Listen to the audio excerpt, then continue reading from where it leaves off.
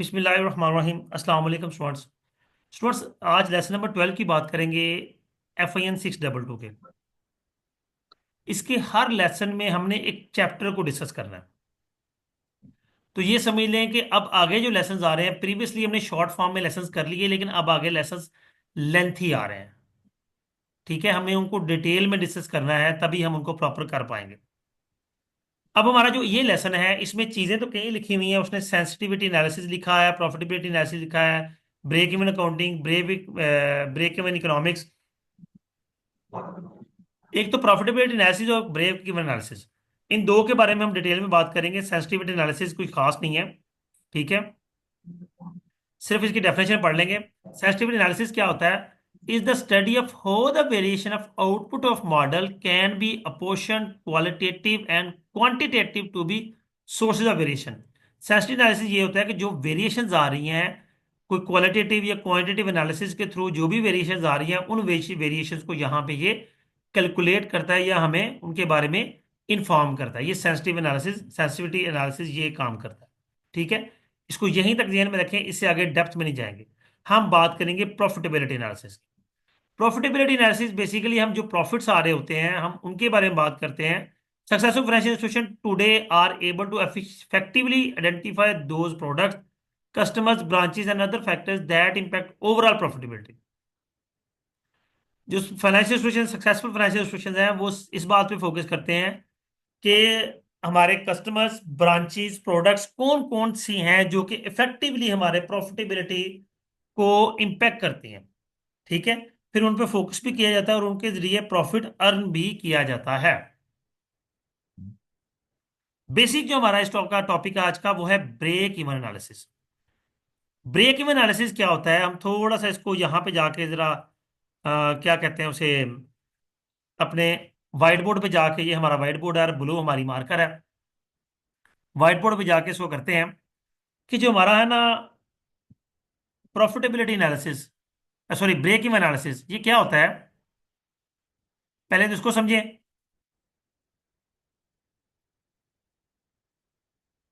जब भी कोई नया बिजनेस स्टार्ट होता है तो इनिशियली हर बंदा जानता है, ठीक है, हमने न्यू बिजनेस स्टार्ट किया तो हम शुरू से ही प्रॉफिट में नहीं आ जाते। हमें वक्त लगता है, टाइम रिक्वायर्ड होता है। तो हमारा पहला काम होता है हमें ब्रेक इवन पर पहुंचना। अब ये ब्रेक इवन क्या है? ब्रेक इवन ये है कि हमने इस प्लेस पर पहुंचना है। सबसे पहले हमें मुनाफा कमाना कंसर्न नहीं होता, हमारा कंसर्न होता है कि इतना बिजनेस कर लिया जाए कि हम ब्रेक इवन पे आ जाएं। क्या मतलब है कि हम जितनी भी सेल्स करें और जो हमारी कॉस्ट हो वो इक्वल हो जाए। अब सेल और कॉस्ट इक्वल होगी तो हम कमाएंगे क्या? तो अभी हम इसको इक्वल करना चाह रहे हैं। अब ये इक्वल से मुराद क्या है? यहाँ पे इक्वल पर यूनिट कॉस्ट नहीं है, टोटल कॉस्ट और टोटल सेल्स है। मतलब क्या है कि हम नॉर्मली, हमारे पास होती है सेल्स जितनी भी होगी, उसमें से वेरिएबल कॉस्ट निकल जाती है। वेरिएबल कॉस्ट क्या होती है कि जो कोई प्रोडक्ट बनाने पे जो कॉस्ट आ रही है, जिस तरह की अगर हम अब बात कर लें एक चेयर की, तो उस चेयर को बनाने के लिए जो प्लास्टिक या जो लोहा या जो लकड़ी इस्तेमाल हुई है, वो उसकी वेरिएबल कॉस्ट है। चलिए प्लास्टिक की चेयर की बात कर लेते हैं, तो उसमें जो प्लास्टिक का दाना, प्लास्टिक का फाइबर जो यूज हुआ है, वो उसकी वेरिएबल कॉस्ट है। ठीक है, तो ये दोनों माइनस करने के बाद हमारे पास आता है कंट्रीब्यूशन मार्जिन।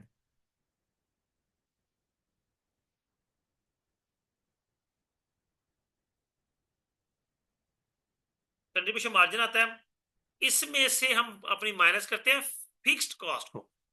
ये देखें, ये मेन चीज आती है, फिक्स्ड कॉस्ट।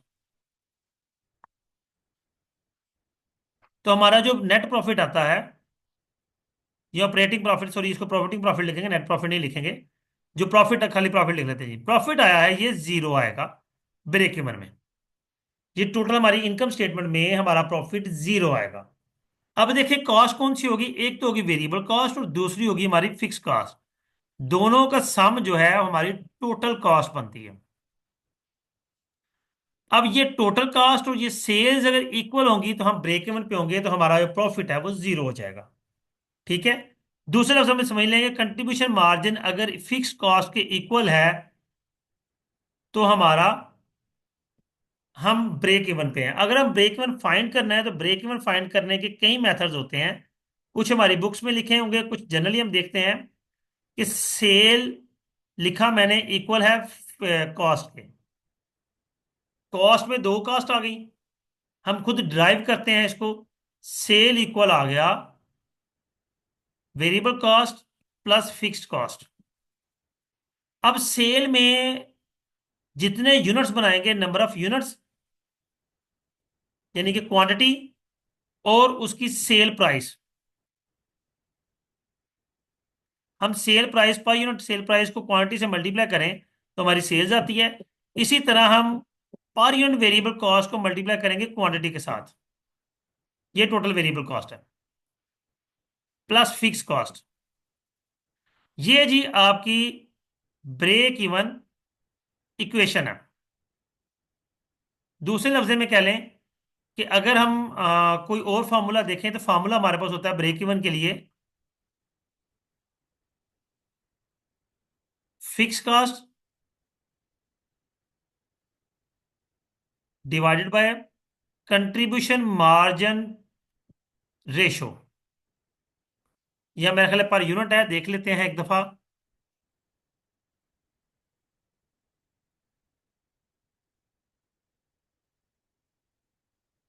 जी हम आगे चलते हैं।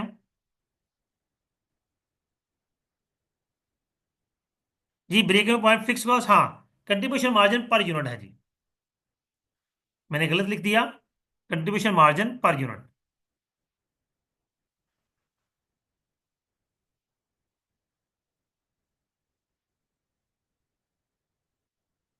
जी हमारा ब्रेक इवन निकल आएगा,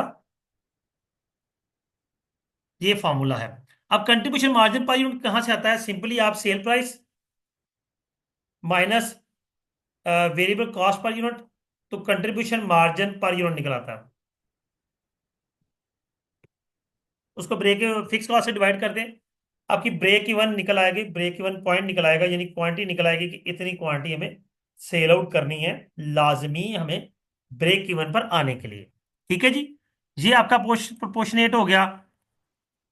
आगे चलते हैं। मैं चूंकि कॉन्सेप्ट डिस्कस कर रहा हूँ, ये रीडिंग ये चीजें आपके काम की हैं, इतनी डिटेल में आप चूंकि फाइनेंस को पढ़ा रहे हैं तो इतनी चीजें भी अगर हम डिस्कस नहीं कर सकते या इतनी चीजें भी हम पढ़ नहीं सकते तो फिर फायदा कोई नहीं है। नेक्स्ट चलेंगे। अब ये मुख्तलिफ चीजें वो बना रहा है, मुख्तलिफ सिनेरियोज ले रहा है। अगला हमारा लेसन नंबर 13 है जी, ये आ गया जी operating leverage and capital rationing. अब ये क्योंकि नया चैप्टर है तो फिर नए चैप्टर में नए लेक्चर में बात करेंगे, अभी इस लेक्चर को हम क्लोज करेंगे। जी स्टूडेंट्स, उम्मीद करता हूँ ये ब्रेक इवन आपको कुछ हद तक अंडरस्टैंडिंग होगी। खैर मैंने कोई एग्जाम्पल नहीं समझाई, मेरा ख्याल एग्जाम्पल कर ले, कर ही लेते हैं, फिर ही लेक्चर को क्लोज करते हैं। एक छोटी सी एग्जाम्पल कर लेते हैं।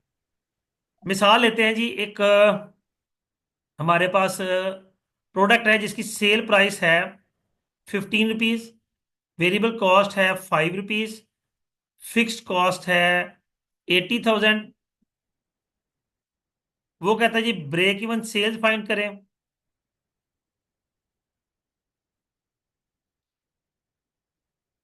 और ब्रेक इवन क्वांटिटी फाइंड करें। तो हम निकालते हैं, सबसे पहले तो कंट्रीब्यूशन मार्जिन पर यूनिट निकालते हैं। Sale price minus variable cost 15 - 5, contribution margin आ गया हमारा 10। तो हम अगर ब्रेक इवन क्वांटिटी फाइंड करेंगे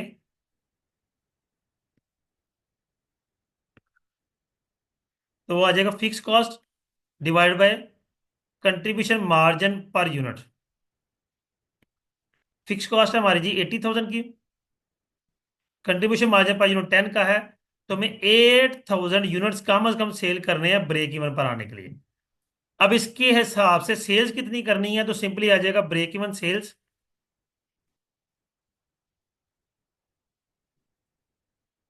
8,000 मल्टीप्लाई बाय सेल प्राइस, ये आ जाएगा 1,20,000 की। अगर हम सेल करेंगे तो हम ब्रेक इवन पे आएंगे। अब इसको चेक करते हैं, वेरीफाई। सेल आ गया 1,20,000, मतलब 8,000 यूनिट्स 15 रुपए के हिसाब से।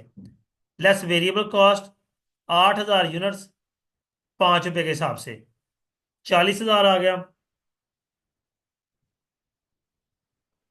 माइनस करेंगे 80,000 आ जाता है, ये हमारा आ गया जी कंट्रीब्यूशन मार्जिन। लेस करेंगे फिक्स कॉस्ट 80,000 ही है, जीरो आ गया हमारा प्रॉफिट। ले जी, ये ब्रेक इवन हमने कैलकुलेट कर लिया और वेरीफाई भी कर लिया। जी स्टूडेंट्स, उम्मीद करता हूँ ये लेक्चर आपके लिए अंडरस्टैंडिंग होगा। वीडियो को लाइक करना, कमेंट करना, शेयर करना हरगिज ना भूलिएगा। अपना ख्याल रखिएगा। अल्लाह हाफिज।